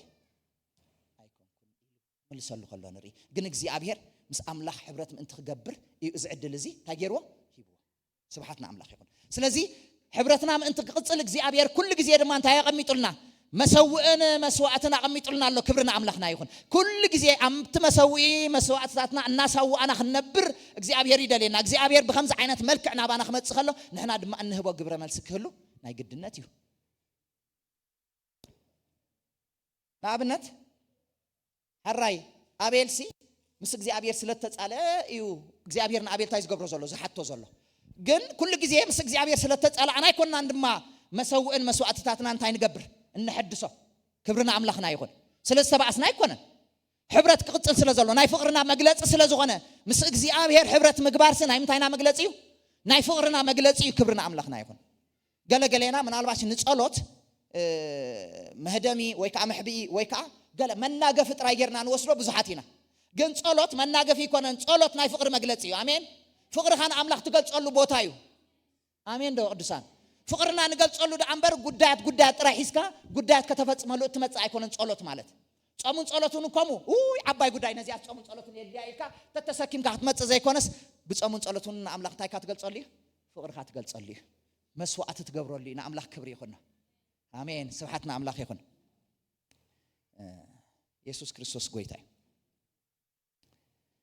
ምናልባት እቲ ጥፉ ودي أما عرف عصرت حمش اللقاس إن رخبه لا تنان فلت إليه يحسب حكي تطفئ ودي زلوا نجارات كل حيز خيدو ما مثبتنا دحريو زبلع مسأنا حسماتات جوجاسي ناو أتيو قرافون سينو دحريو نابلو بنتاي جبر يبل على أملاح تمل سيبل مسوي يخسر رح جميرو مالتي ناب نبوتاي جبره تمل سيبل نابلو بخام ملاس مالت مسوي خامس رحي أمين دحري مسوي وسريحو ግን ኣብቲ ዘለዎ ኮይኑ በቃ ናብ ልበይ ተመሊሰለኹ ኢሉ ጥራይ ኣብኡን እንታይ ገበረ ኮፍ ኣይበለን እንታይ ዳ ጉዙኣት ኣቦይሲ ርፍራፍ ድርቢሉ ስማዓቲ ዘሎ ስለዚ ኣነ ሕጂ ተሲኤ ናብ ኣቦይ ተኽገብር ክኸይደ ከም ሓደ ከሙሉድ ካኳ ዘይኮነስ ከም ባርያ ግበረኒ ክብሎ ኢሉ እዚ ዓይነት መስዋዕት ክስውእ መገዱ ቀጽኢሉ ኸይዱ ንኣምላኽ ክብሪ ይኹን ከይዱ ድማ ኣብ ቅድሚኻን ኣብ ቅድሚ ሰማይን ምድርን ሓጢኣት ገይረለኹ ስለዚ كم حدا ولد كذا يكونس كم بارع جبران مسبلوس أبو أجن حقيف أنت جبر يبل سعمو يبل كبرنا أملاخنا تري واللهم دهر ما سوي خمس رحن دهر ما سوات مقربين زمت أنا جرالله محقوف على آمين آمين كبرنا أملاخنا يكون أما متوالله شعو قال أجزي أبير أبي هو تكهن كساقسي جمر مالتي آمين آمين ده قدسان سي أبير تنكساقسو أبزول الله رز تنكساقسو نابو خير بيتروس كلاتنا هم نفلته بيتروس بسنكتن زجبران أنا كلهم تتعنقفوا أنا قنت هيكوني تاجبرني أنا قن بقى عنك أفني إلو بقدر ما يفسر قدش بقير قليت أونير أنا قنت هيجبرني عنك أفني زبالن على تزاريبو دحري يقن باخيو ما سووا سريحو باخي ما سووا سريحو قن كابحواتو تفلين أبكال عداء كدن أتتا نابتم كمو عينت قال زوج علم سبات تاجرو ماتيو كبرنا أملاخنا يخون بقدر ما يقولش بتعمل بقير يقل صنير نباتاتهم ممتعملت بزح نجاري لما خانوا خليا تمال خمسة زبالك خمسة زبالك أنا خم يجر كم سنة تسمبر إلى ما كخانوا يخوليا جناح زغلوا نجار يهلوا بزي قدس سبحتنا أملاخ يخون تتبع ذهب وجوي تاجن ريواندي أميتو واندي آمين هاليلويا ክብርና አምላክና ይሁን ስለዚህ መሰዊኡ ሰሪሑ መስዋዕቱ ከዓ ታገሩ ፈጽሞ ክብርና አምላክና ይሁን ለዝናብ አሕዋቱ ተጸምቢሩ ድሕሪኡ ድማ ጎይታ ኢየሱስ ክርስቶስ መጺኻ ናብ ዛዕበየ ስታየእቲዎ እግዚአብሔር ይመስገን ምናልባት ነዚ ሐሳብ እዚ ብምንታይ ክገልጾ ኣብ ሰብ ሓዳር ብዙሕ ዝገጥም ነገራት ኣሎ ብዙሕ ዘጋጥም ሕልኽልኻት ኣሎ ብዙሕ ባህ ዘይብለካ ደስ ዘይብል ንዓኣ ይኹን ንዓኻ ዘጋጥም ብዙሕ ነገራት ኣሎ ግን ብዙሕ ነገራት ኣጋጢሙ ማለት ግን መገድኻ ሽፍቲ ጌርካ ናብ ካልእ ትኸደሉ ጉዳይ ኣሎ ማለት ግን ኣይኮነን መእተዊ እዩ ዘለዎ እምበር መውፅኢ የብሉን ሓዳር መእተዊ እዩ ዘለዎ መእተዊ እዩ ዘሎ ዋላ ንሕና ክንብለኩም ከለና እቶ ክንብለኩም ከለና መእተዊ ጥራይና ንርኢ መውፅኢ የለ ወዲ ለዚ እቶ ኣጁኻ ናብ ሓዳር ተሓን ክቕልጥፍ ግበር ከምዚ ኹን እቶ እንደ ተመርዖ ነው ይጥራይና ንነግር መውፅእ ዝበሃል መውፅእ የለ እንታይ ዳኣዩ ኣብ ውሽጢ ተሓዳር ንዝፍጸም ነገራት ዳኣ ብኸመይ ኻ ነዚ ነገራት እዚ ዳኣ ተቃልሎ ህይወትካ እንድሕዳይና መሰዊእኻ ብምስራሕን መስዋዕት ብምግባር ኣሜን ዶ መሰዊእኻ ብምስራሕን መስዋዕቲ ብምግባር ክብርና ኣምላኽና ምናልባሽ ትዝክሮ ዳይ ትዝክርና ማዕከልና ስለዘላ ትግስታ እዚ መጀመርታ ናይ ሓዳር ጊዜ ቁርብ ሸጋር ሁኔታት ንሓልና ቸም ያው ሓገዝ በጻሎ ብዙ ነገራት እስኻ ዝለመድካያ ነገራት ኣሎ ዝለመድካያ እስካ መጽኻላ እስካ ዝለመድቶ ነገራት ግዛ መጽኻላ ብዙ ነገራት ኣሎ ካልኦት ብዙ ነገራት ያበቃ ወላ ነቲ ኣደቃ ስታይ ታውት ቂሪካ በላልዓኻ ቂሪካ ብዙ ነገራት ብዙ ነገራት ምናልባት ኣይትርጉሙ ናብ ካልእ ኸይትወል ምናልባት ገሊኦም ብኸብዶም ክድቅሱ ደስ ብሎም ሓቂምሽ ገሊኦም ካብ ጥንቅልዕት ክድቅሱ ደስ ብሎም ኣይኮነን ሓቂ ሕጂ ብዙሕ ኢዶሎ ማለት ገሊኦም ንጎኒ ክድቅሱ ደስ ብሎም ገሊኦም ኣብ ጫፍ ክድቅሱ ገሊኦም በይኖም ገሊኦም ኣብ ደቢ ዓራት ሕጂ ነዚ ኩሉ ነገራት እዚ መስዋዕቲ ምኽፋል ናይ ግድነት እዩ ነዚ ሓደ ጊዜ ሓደ ነገር ኢላ ሓሲበ ማለት እዩ ብዙሕ ጭቕጭቕ ምስ ተረፈ ወይ ሕጂ ነዚ ጥቕሲ ምድላይ ኢለ በቃ መሃሌ ኸይደ ግን ጥቕሲ ረኺበ በቃ የመነይትኻ ተተሰን ጸጋመይትኻ ተዓፈኒ እዩ በቃ ሽዑ ድቃስ ምስ ወሰዳ ውፃቢ መስዋዕት ብዙሕ ትስውኦ ነገራት ኣለ ካብ ሓዳርካ ኣውኢኻ በቃ ኣውኢኻ መስዋዕት እናሰዋእካ ኢኻ ጉዕዞኻ ትቕፅል ማለት እያ ኣሜን ሓሳበይ እዚ እዩ ኣውኡ መስዋዕት እናሰዋእካ ኢኻ እንታይ ትገብር ጉዕዞኻ ትቕፅል ክርስትና ህይወት ድማ መሰዊእኻ ሰሪሕካ መስዋዕት እናሰዋእካ ኢኻ ጉዕዞኻ ትቕፅል ኣሜን ኣሜን ዶ ቅዱሳን ክብርና ኣምላኽና ይኹን እዚ በዚና ጉዕዞና ንቕፅል መስዋዕት እንስዋኣሉ ኣካል ካብቲ መስዋዕት ከም ዝበልፅ ክንፈልጥ ኣለና ኣሜን መስዋዕቲ እንስዋኣሉ ኣካል ካብቲ መስዋዕት እንታይ ገብር ይበልፅ ክብርና ኣምላኽና ይኹን ንክርስቶስ እትህብዎ ጊዜ ካብቲ ጊዜ መን ስለ ዝበልፅ እዩ ክርስቶስ ስለ ዝበልፅ እዩ ንጎይታ እትህብዎ ጊዜ ካብቲ ጊዜ ጎይታ ስለ ዝበልፅ እዩ ምብላዕ ጠጠው ኣቢልኩም ጾምን ጸሎትን ሒዝኩም ካብቲ ንስጋኹም እትህብዎ መን ስለ ዝበልፅ ክርስቶስ ስለ ዝበልፅ እዩ ስለዚህ እቲ እንስውኦ መስዋዕቲ ነቲ እንስውኣሉ ኣካል ካብኡ ስለ ዝበልፅ እግዚአብሔር ይመስገን ክብርና ኣምላኽና ይኹን ኣሜን ሎሚ እንታይ ግን በሊፁ ዘሎ ብሂወትካ ኣየናይ በሊፁ ዝረአ ዘሎ ኣየናይ ዓብሊሉ ዝረአ ዘሎ ትሕቶ ንዓኹም ገድፎ ኣየናይ ዓብሊሉ ሒዙካ ዘሎ ኣየናይ በሊፁ ዘሎ ኣየናይ ቅድሚት ተሰሪዑ ዘሎ ኣየናይ ከድሕሪት ተሰሪዑ ዘሎ እዚ ብገገዛና ባዕልና ንመልሶ ኣሜን ካልኣይ ሓሳብ ቀዳማይ እንታይ ኢለኩም ኣለኹ ንሕብረት ሓቂ መሰዊኢ ምድላውን መስዋዕት ምግባርን ንምንታይ ንሕብረት ካልኣይ ድማ ኪዳን ንምሕዳስን ንምቕጻል ኣሜን እግዚአብሔር ኣቦ በክርስቶስ ኢየሱስ ኪዳን ኣትልና ኣሜን ታኣትልና ኪዳን ኣትልና ብዙ ዓይነት ኪዳን ኣትልና ኣይኮነን ንባዕሉሲ ኣነ ኸይዳ ኣለኹ ምስ በሎም ደቀ መዛሙርቱ ኣነ ድማ ክሳዕ መወዳእታ ዓለም ምሳኻትኩም ኪዳን እዩ ኣሜን ኣነ ክሳዕ መወዳእታ ዓለም ምሳኻትኩም ኣለኹ ዝብል ኪዳን ኣለና ኣሜን ብዝኸድና እንተኸድናስ እግዚአብሔር ምስ መን እዩ ምሳና እዩ እንተደኸምኩ እግዚአብሔር ምሳይ እንተበርታዕኩ እግዚአብሔር ምሳይ ኣብ ጸልማት ቦታ እግዚአብሔር ምሳይ ኣብ ጽቡቕ ቦታ እግዚአብሔር ምሳይ ኣብ ሕማቕ ቦታ እግዚአብሔር ምሳይ ዋላ ኣነ ምስ እግዚአብሔር ዘለኹ ኮይኑ ከማን እንተተሰማዓኒ እግዚአብሔር ምሳይ እግዚአብሔር ካብ ኪዳን ወፃኢ ኣይከይድኒ እግዚአብሔር ምስ ኪዳን እዩ ዝኸይድ ዘፍጥረት 8:10 ኣይንብቦን እየ ግን ክነግረኩም ኣኹላ ኣብርሃ ኖህ እንታይ ገይሩ መስዋዕት ገይሩ ሓቂ ናብ ሞርያ ምስ በፅሐ እንታይ ገይሩ መስዋዕት ገይሩ ምስ ሰወአ እግዚአብሔር ድማ ምስ ጭነዎ ኢሉ እግዚአብሔር ሕጂ እዚ ነገር አይደግሞ ተረዳኩም እግዚአብሔር ድሕር ሕጂ ንሰብ በከምዛ ዓይነት ምጥፋእ እንታይ ይገብሮኔ አይደግሞኔ ኢሉ ክብርና ኣምላኽና ይኹን كبرنا أملاخنا يكون سلزي مسوي إن حردا سرعك مسوعات خان حردا سويك زي دقم نجار الله أمين أبي هو كان ناتدقاق مزمت استاكي قبر شو يقارس آمين عند حرنا يبقى حق تفكلني مسوعتي مسوي سرعك تفكلني مسوعات خان يلقى مسوعات حردا سويك زي دقم نجار الله هو كان ناتدقاق متخخ زبلك ناتدقاق من ناتملالس هذا شجرك ناتملالس أبي هو كعقل هذا زبلك ناتملالس محلاف زخلعك أو مبلي مدهانيتو زي آمين كيدان آتيو بزي أبيه برنا عملنا يوم كي زي أخلنا يوم سلازي كيدان زهد سلون زغد سلولوني مسواتنا مسوينا ما نتجزي أبيه مسكن جن هذا نجار كحتوكم أبولي كيدان سي زبزح مسوي أسر حقي دحر إنش أيتي جبرونه دحر أتي سواء كأ أو يغمط حقي دحر أنت يوم زجور أتصل تايزب قبل حسن حاوي فاير حاوي يمزح حقي حاوي لوكس شو كل تاخذ يقاتل يبسل أيقونة يحرري آمين أنت عايز غون يحرر قلت لك عندك إيه أنت يا مجرم لكيل قدام يسامير طالع معه 19 شو عتزل حسن يا مجرم أيقونة بقى ارمت سبحي محرارو ارمتنا እግዚአብሔር ነገር ሲ ሹካ ሒዞም ፋርኬታ ሒዞም ገለ ሒዞም አምጽ ኩሉ ጀሚሮም አረ በጀኻ ግደፍ መጀመርታ እንታይ ይግበር ይሕረር እንተ ዘይ ሓሪሩና እግዚአብሔር ነገር ክግለጽ አይክልን እዩ ተዘይ ሓሪሩ እግዚአብሔር ከጭኖ አይክልን እዩ ምስ እግዚአብሔር ሕብረትና ክዛነፊ ግደፍ እንተበልዎ ግን ደቄሊ ደቅ ብልያል ስለዝነበሩ ክሰምዑ ይካሉ ካው ወወጊኦም ከም ድላይም ታገብር ነይሩ ከይሓረር ግን ሓደ ነገር مسوي سرينا مسواتنا أو نعمط من تاي كنجوري كحرر آمين دكتور سو يحرر ده بقير كارو بتقال تكون كيترجمه بقير كارو تحرر الله على السيك ساعتكم مدفعة حوي تكون أبي واتكا آمين ده مدفعة حوي تكون أبي واتكا كحرر زقبون تايخون يحرر كم دقيقة ممتي حكي حرر انت هتكبر رأيت تنكفوت هيوت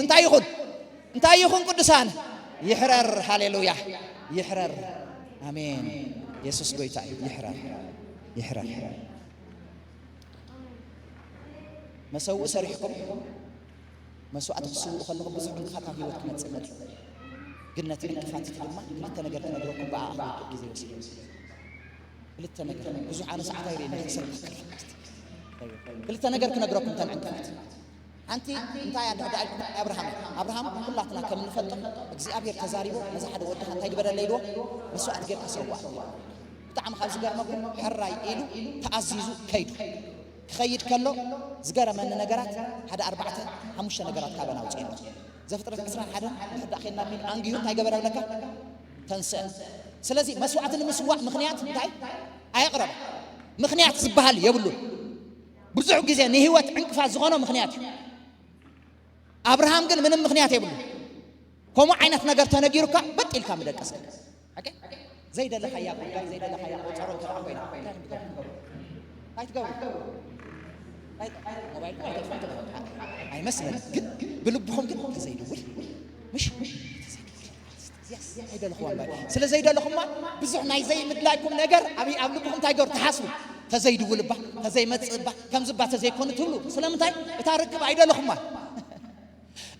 አብርሃም ግን እታርክብ ደሊዋ አንጊሁ ተንሲዩ እንታይ ንክገብር ንሓደ ወዱ መስዋዕት ክገብር ስለዚህ መስዋዕት ክስው ተዳኾንካ አንጊህ ካምትንሳዩ ምክንያት ምቅራብ አይደለም ቶም ምክንያት ዘቅረቡ ተፈልጦም አቀ ጌታ ኢየሱስ ክርስቶስ ሳሊ ገር ሲዛረቡ አይሚና በተሓደ ሰበይት የለኹ ታገብሬ ስለዚህ መጽ አይከለኒ ሰቦ ሰበይትካ ወሸለት ሓሊንካ አገር አባህልና ሐሲ ሰበይት ተቲኻስ እንታይ ትገብሪኻ تعدم فارس تعدم مساح تعدم درار تعدم قالت تعدم صحيح نقري هتعدم كم عينة لماذا لنا قن رأيوه سبيت أتي أيمن تحقب رايك اللي كم تساك نايت خالعي كاس قدده أبو عرق عدي قيمه كفتنا مكور وما جن حسابه مخاب درار بمشت ساعة شد الشاس أبو عرنا بجوزهم زعتور ينبر أبو عرض وفر الجزء كله مغنياتنا حدا جزء أبت زين وفر له نوفرنا نبت أبت نوفر له عين وفرنا نبت قلبت عزونا هو تيزلنا عند حرم خنيات عبزينا ምክንያት ዝነብር ህይወት ከምዚ ዓይነት ህይወት እዩ ምንም በቃ ምንም ዋላ ከምዚ በኮመን ሰንስ ዝርዳው ዋላ ሰብሲ ክርዳዕኒ ይኽእል ወይ እዚያስ ክፈልጠኒ ይኽእል ዋላ አይብልኒ በቃ ምንም የለን ትእምሮ ስለዘየለ ምክንያት ዋ ያረድ ይተውን ምክንያት እዚያስ ክበላስ ተኸደኒ አምሽሎን ከለስ እዚያስ ተኸደኒ ያዛ ምክንያት እዚያ ተብለ ለዚህ ምክንያት ካንታይ ምግባር ይውጋል አድጉ ጽዒኑ ክልተ ጉዛአቱ ሒዙ ዕንጨይቲ ምፍላጹ ዕንጨይቲ ንመን ይድፍልጥ ዘሎ ቅጫ ክበልዓሉ ይኮነን አቱም ሰባት እንጀራ ክስንክተሉ ይኮነን ንሓደ ወዱ መስዋዕት ክገብር ዕንጨይቲ ድፍልጥ ዘሎ ምክንያት መገበር አይ ጎዲማ እዚ አስላሐን ዋላ ጽባሕ እንደክስታ ገብራ ጽባሕ ፈሊጸ ጽባሕ ደሓን ከይዲ ይሉ ዲ ምክንያት አይፈጠረን ወላ ሓንቲ ነገር አይገበር እንደገና ከለ ሰለስተ መዓልት አተባይሱ ሰለስተ መዓልት ዝጓዓዝ ዘሎ ናብ ኮንፈረንስ አይኮነን ሰለስተ መዓልት ዝጓዓዝ ዘሎ ገለ በረኸት ክረክብ አይኮነን ሰለስተ መዓልት ዝጓዓዝ ዘሎ ብፍላይት ገይሩ አሜሪካ ካናዳ ንኻኣቱ ይኮነን ሰለስተ መዓልት ዝጓዓዝ ዘሎ ነቲ ሓደ ዝፈትዎ ወዱ هذا أقل قال زي على فوق وقطع من زاحم أنتم سبب على الحسين جاي تحزنير كره حزنير بسوء مسوء تحزنير كل نجار حزي ودي وين أنت حد أنا بحد خسوا دليل خافون كاسي كل نجار تمالا كل نجار تاجبر تمالا حجنا عنا سنتين حد رنا له أنه كوتي وقت مسوي له مسوء له تقول له حنتس كره هذا كره أنا يمود أتاك هو تنتهي تقبر تعلم تحكين كانت نجارتي بتقبله لا لا الخزارة بسامعية معنا ስለዚህ ንመስዋዕት እንቅፋት ዝኾነና ምክንያት እንታይ ምግባሪ ሙጋዲ እና አምላክ ክብር ካላይ ድማ እንቅፋት ዝኾነና ድማ ኣብ ጉዕዞ ህይወት እንቅፋት ዝኾነና ጴጥሮስ ኢየሱስ ክርስቶስ እንታይ ኢልዎ ካብቲ መስቀል እንታይ ግበር ካይልዎ ይባልህ ካይልዎ አይኮን ኣብቲ መስቀል እንታይ ትበል መኻፍሊ አቢልኩስ ጽቡቕ ምኽር ተዝኸውን ካት ነይሩ ግን ፍሊ አቢልኩስ እንታይ ግበርካ ይባልህ ኣብቲ ናይ መስቀል ቦታ እንታይ ትበል አይታይ ወይታ ኢየሱስ ክርስቶስ እንታይ ይመልስ ንስኻ ሰይጣን ናይ ሰብ እንበር ናይ አምላክ አይተሐስብና አሙ ካባይ እንታይ ግበር ስለዚህ ክልተ ነገራት በዚህ እንክ ወዴ እግዚአብሔር ይመስገን ክልተ ነገራት ኢና ንገብር ማለት እዩ መስዋዕትና ክንስውእ ከለና ምክንያት ዝብሃል ከነቅርብ አይግባአናኒ አሜን ናይ በሐቅ መስዋዕት ክትስውእ እንድሕር ዳኣ ትደሉ ኮይንካ ምክንያት አይለካኒ አሜን ክብርና አምላክና ይኹን ክትከዶ ዝግባአካ ትከዶ ክሰርሖ ዝግባአካ ትሰርሖ ምሕረት ክትገብረሉ ዝግባአካ ምሕረት ትገብረሉ ይቅሬታ ክትገብረሉ ዝግባአካ ይቅሬታ ትገብረሉ ክትሓድጎ ዝግባአካ ትሓድጎ ክትርሕቆ ዝግባአካ ትርሕቆ ኩሉ ምክንያት ዝብሃል ነገር የለን ምክንያት እንድሕር ዳኣ ኣሎ ኮይኑ መስዋዕትካ ክስውእ አይትኸልም ሓደዚ ካልኣይ ድማ ክግናሕ ዝግባአካ ትገንሖ አሜን መንፈሳዊ ጉዳይ ስለ ዝኾነ አሜን ክግናሕ ዝግባኦ ድማ ከም ጴጥሮስ ተሸፊኑ ዝመጽእ ድማ ክግናሕ ዝግባኦ ድማ እንታይ ትገብሮ ትገንሖ ካብ መስዋዕተይ ሕለፍ ትብሎ አሜን ንዑ የመጽእ ነዚ ዕላማ እዚ የመጽእ ኢየሱስ ክርስቶስ አይ ዶንት ኖ مجانا حتى خمينا يسوع مجانا حتى دقرنا ما يكون نام مسألنا خدا نام مسواتنا خدا سيدان كباير حق سواء هذا እግዚአብሔር ጸጋ ግን ብዙ ነገር ተሰጥቶናል አሜን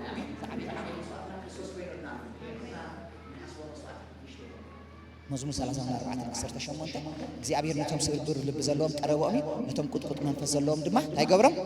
የድሕኖም ይብል ክብርና አምላክና ስለዚህ መልእክተይን ምጥቅላል ሓደ ነገር የለም ማዕት ተቀምጣልኩም ማለት እግዚአብሔር አብ ልበይ ዝመልአለ መልእክት መሰውእሎ መስዋዕት ካለ እግዚአብሔር ይመስገን ከመጀመርታ ዘፍጥረት ጀሚሩ ክሳዕ ሕጂ ዘሎ ጊዜ እግዚአብሔር ዝቅበሎ ነገራት እዩ ነዚ እግዚአብሔር ዝቅበሎ ንሕና ከዓ ሎሚ ክንስውኦ ዝግባአና ነገራት እንታይ ንግበሮ ንሰውዕ እዩ እንታይ ለኩም ኣለኹ በዓል አብርሃም ብምንታይም ጀሚሮም መስዋዕት ብምንታይም ጀሚሮም ብልቢ ብፍቃደኛ ልቢኦም ጀሚሮም ኣብዚ ሕጂ ዘለና ክርስቲያናት ንዓና እንታይ ዘሸግረና እንድሕዳ ኢለና ፍቃደኛ ልቢ ሎሚ ግን መሰውኢ ሰርሒና ኣለና እንጨይቲ ከዓ ደርዲርና ኣለና ፍቃደኛ ልቢ ከንሕርሮ ኢና አሜን አሜን ዶ በቃ ናትና ዘበለ እምቢተኝነት ናይ ፍቃደኛ ልቢ እምቢተኝነት እንታይ ክንገብሮ ኢና ከንሕርሮ ኢና አሜን ካብ ፍቃደኛ ልቢ ዝተላዕለ እግዚአብሔር ንኹሉ ነገራትና እንታይ ዝገብሮ ዝቅበሎ ሁላትና ንጸልይ እግዚአብሔር ይባል ሃሌሉያ ሎሚ ፍቃደኛ ልቢ እግዚአብሔር ፍቃደኛ ልቢ ይደሊ እግዚአብሔር ፍቃደኛ ልቢ ይደሊ ሎሚ አንተ ደቂቃ እስከ እግዚአብሔር ይመስገን ሎሚ እግዚአብሔር እንታይ ሰዋ አዮ ብለካሎ ኣብ ህይወትካ አምላኽ ንዓኻ ፈልጠካዩ ኣብ ቤትካ ፈልጠካዩ ኣብ ጓዳኻ ፈልጠካዩ ኣብ ካይዳኻ ፈልጠካዩ ኣብ ኩሉ ነገራትካ ፈልጠካዩ እግዚአብሔር በዘረባኻ ከተታልሎ ይትኽልኒኻ በካይዳኻ ከተታልሎ ይትኽልኒኻ በአገልግሎትካ ከተታልሎ ይትኽልኒኻ እግዚአብሔር ዘታለል አምላኽ አይኮነ ግና ክትስውኦ ዝግባአካ እግዚአብሔር ሰዋዮ ዝብለካ ሎሚ እንታይ ኮነህሉ ሎሚ እንታይ ዘይሰዋዕካዮ ነገራት ሒስካዮ ዘለኻ ምክንያት እንዳቅረብካ ክትጎንሖ ዘይከኣልካ ዘለኻ ሒስካዮ ዘለኻ እንታይ ሎሚ እሸግረተናስ በኢየሱስ ክርስቶስ እንካ እጅብን ሕይወተይ እንካ ታዘላትኒ نعازيك اسك قبل بنخ نبلوينا امين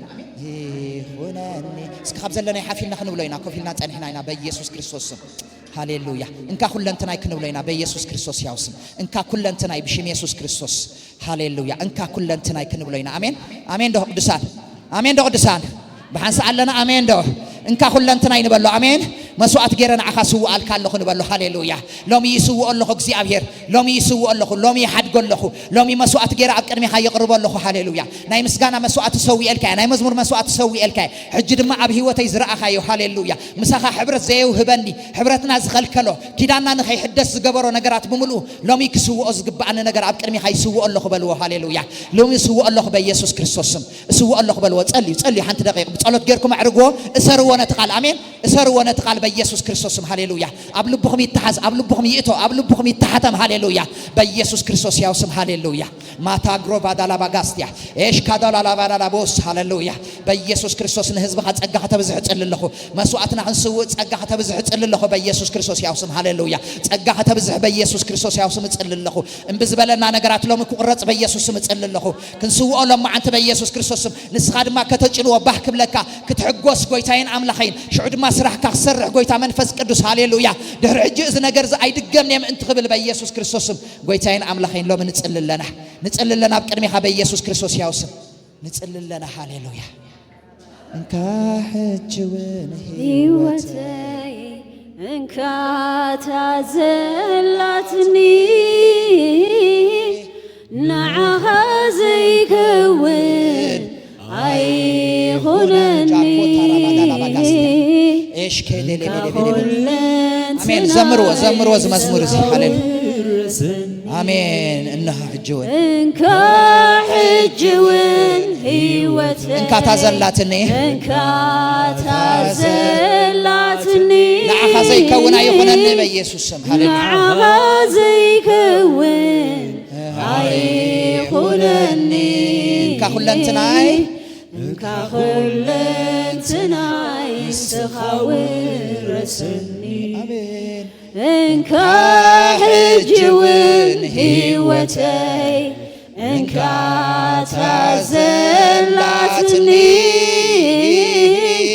نعها زيك وين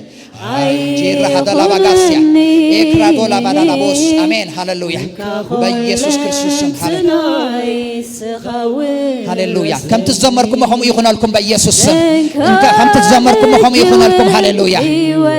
امين انك تزلات نعها زي كون اسكبل وخم لبكم هاليلويا نعها زي كون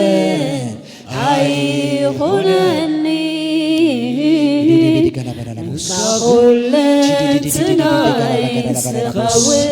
بيسوع كريستوس سم هياو مسوعة تقبل قويتين أملاخين بزمعة تزي نايلبهم هياو مسوعة تقبل بيسوع كريستوس سم لوم يكون قرص أزقبعنا نقرص لنا بيسوع كريستوس ياو سم لوم يجزي أبير كيدان كهت حدث تسأل الله حبرات كهت حدث مسز بخات تسأل الله قويت منفس قدوس زي دقة نجارات قويتين أملاخين إتنا تدقق مز شجرنا لوم يحمد قام تأتو قبل بيسوع سم تسأل الله قويت منفس قدوس نسخة أما أكل كتملالس هاليلويا أو ثاني يوم كتملالس تسأل الله أو ثاني يوم كتملالس تسأل الله نو ثاني يوم كتصنع الله تسأل الله نو ثاني يوم كتصنع الله تسأل الله بشم يسوع كريستوس نو ثاني يوم እግዚአብሔር ይጽናአዮ እግዚአብሔር ይጽናአዮ እግዚአብሔር ይጽናአዮ እግዚአብሔር ይጽናአዮ እግዚአብሔር ይጽናአዮ እግዚአብሔር ይጽናአዮ በኢየሱስ ስም ያህትመልኩም አለሁ ሃሌሉያ ማህተም መንፈስ ቅዱስ ነው ثانيهم እግዚአብሔር ይጽናአዮ በኢየሱስ ክርስቶስ መስዋዕቱም እግዚአብሔር ይቀበል በኢየሱስ ክርስቶስ ስም ዘይተሰወአ ነገራትኩም ይሰዋ ዘይተሰወአ ነገራትኩም ይሰዋ ዘይተሰወአ ነገር ይሰዋ በኢየሱስ ስም ይሰዋን እግዚአብሔር ዘይከውን ነገር ይሰዋ ናምላኽ ዘይከውን ነገር ይሰዋ ካብ አምላኽ ዘዓበየ ነገር ይሰዋ ናምላኽ ዘይኽብር ነገር ይሰዋ ካብ ህይወትና ይሰዋ ካብ ሓዳርኩም ይሰዋ ካብ ደቅኹም ይሰዋ ብሽም ኢየሱስ ክርስቶስ ይሰዋ ሃሌሉያ መስዋዕት ይኹን በዝማዓልት እዚ ሃሌሉያ በኢየሱስ መስዋዕት ይኹን ሃሌሉያ ከምትናይ ነው አጭነው ዝበለ በኢየሱስ ጎይታዬን አምላኸይን በመላእክት አጭነው መዝሙራትና አጭነው ስብከታትና አጭነው ጸሎትና አጭነው አገልግሎትና አጭነው በኢየሱስ ስም ጸልለሁ ሃሌሉያ ማታሩዳ ሃላላ ባዳላ ባጋስቲያ እሽ ከደለ በለ ጋላ ባጋስቲያ ጎይታ በዚህ ሰዓት ዝጽልልሁ ንዝደኸሙ ጽልልሁ አይሕልፍን ዝበሎም محلاف زغلهم بشم يسوع صلى محلاف زغلهم بيسوع صلى الله بزتفلال أي نجار محلاف زغلهم بيسوع كريستوس صلى الله بشم يسوع كريستوس أجا هذا صلى الله أبي هو توم ناتر دعاء مزاج أنو زبالة بيسوع ميسبر الله بيسوع مستسبر يهونه بيسوع مستسبر يهونه بيسوع مستسبر يهونه زدعاء محمد بيسوع ميسبر زدعاء محمد بيسوع ميسبر زدعاء شجر بيسوع ميدعم زدعاء محمد بهريات بيسوع ميدعم نعم لا زي خبر بيسوع يسبر هاليلويا زدقم زبلة ناتدقاقم زمت ورح قطير زمت عامت قطير زمت بشم يسوع كريستوس نازريتاوي بس ساعات تاتكبل زوزلخو بيسوع ما ترى دالا بالا باغاس هاليلويا قرصوا بيسوع يقرص هيوتكم زدقاقم زبلة بيسوع يقرص ناي حمام دغغام يقرص بيسوع ناي حمام دغغام يقرص بيسوع يقرص بيسوع كريستوس ناملاخ زي خبر زبلة هيوت اكايدا بيسوع يقرص ناتدقاقم زشغر زبلة يقرص بيسوع كريستوس سنفنا يقرص بيسوع زدقاقم زبلة كل يقرص كبا املاخ زي كونه بيسوع يقرصلخ Jesus name بسم يسوع قرص الله بسم يسوع قرص يهون بيسوع قرص يهون بيسوع يقرص كحزبها هاليلويا بروح حزبي مو قدوس حزبي مو اب سمايات زعته حزبي مو بحرነት ابز مدر زي ملالس بيسوع كريستوس ያው ስም ጸልለሁ ሎሚ ዘይተ ቆርጸ ካብ ህይወቶም እንብዝበሎም በኃይል ጸጋናት ካስተቆርጸ ይሁን በኢየሱስም ዝደጋገም ዘበለ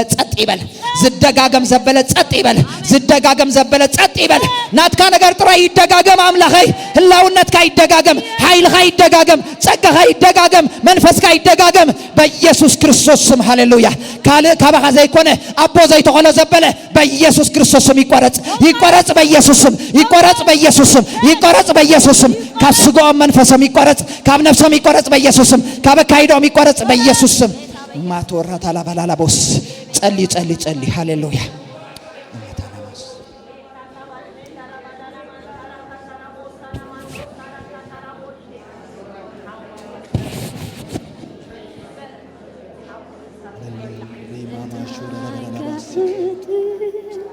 ሃሌሉያ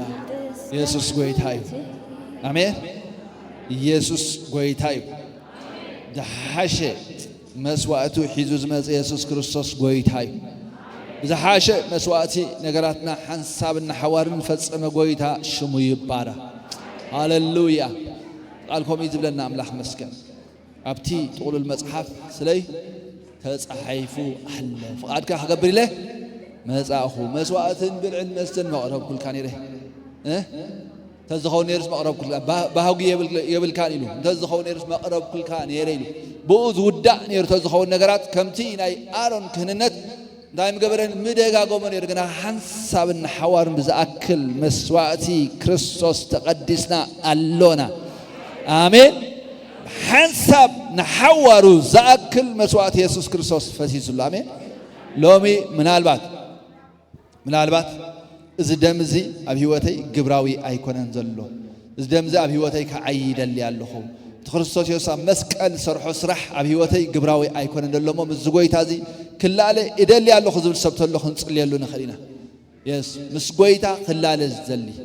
ምስ ጎይታ ህይወቱ ንጎይታ ነዚ ዝሞተሉ ጎይታ ህይወቱ ክብ መስዋዕት ገይሩ ክብ ዝዘሊ ሰብ እንድሕር ኣሎ ኮይኑ ክንጽልየሉ اللهم أمونغنا ديوسنكم حدش نحلهم كنكم ملكت إيدكم كري كندقفكم منا هنصليلكم منا خلا أيكونن من البات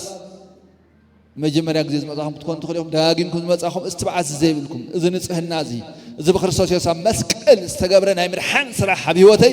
جبراو خمس خنا رجس عني يكون كنتم سوات لهم أي تحفروا الشيء دابير مسكن نالوات اللي لهم كم تجمع لهم كنصلينا اللهم تهمكم حافيركم تهمكم أمود لا تخترقوا بنات خليهم هاليلويا يسوع كويتا آمين نقسم لذا أملاخ مسكن نتوم تبجونا مزد حننا كويتا حد نجارين لا بمحرة أملاخ معدكم الله خلنا الله هارب أولس نسقاهم ياون قدسن أملاخ بحزب المسوات غيركم هتقولوا كتقربوا هاليلويا آمين መስዋዕት ጌርና ከነቅርቦ አምላኽ ይደልየና ኣሎ ሃሌሉያ አሜን ንስጋና ምስና ይፍትወቱ ሐንሳብና ሐዋር እንታይ ጌርና ሰቂልና አምላኽ መስገን ከም ህያዋን ኮይና ከም ህያዋና አማን ኮይና ናብቲ ህያው ዝኾነ እምኒ ኢየሱስ ክርስቶስ ወዲ ህያው አምላኽ እናቀረብና በህያውነት ክንመላለስ መታን ክንክል ጻውዒ ዝቀሪብልና ኣሎ አሜን ሃሌሉያ እስኪ በዚ ጎይታ ዝደስ ይበልኩም ነዚ ጎይታ እስኪ ዕልልታ ነቅርበሉ yes ሃሌሉያ ሃሌሉያ በዚ ጎይታ እዚ ባህ ክብለና ይግባይ አሜን አሜን ንኽሰምዕ ወንደርፉል ግሩም ዝኾነ መልእኽቲ ክንሰምዕ ፀኒሕና አሜን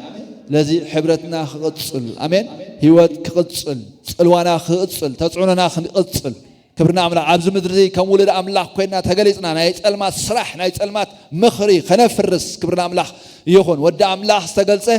ግብሪ ዲያብሎስ ተገብሪው ከፍርስ ይጽሕፍ ያምላኽ መስገን ማዓይቱ ክንከውን ደይኮናስ ናይ ዲያብሎስ ግብሪ ከነፍርሲና ተፀውዒና አሜን አሜን ንኽሰምዕ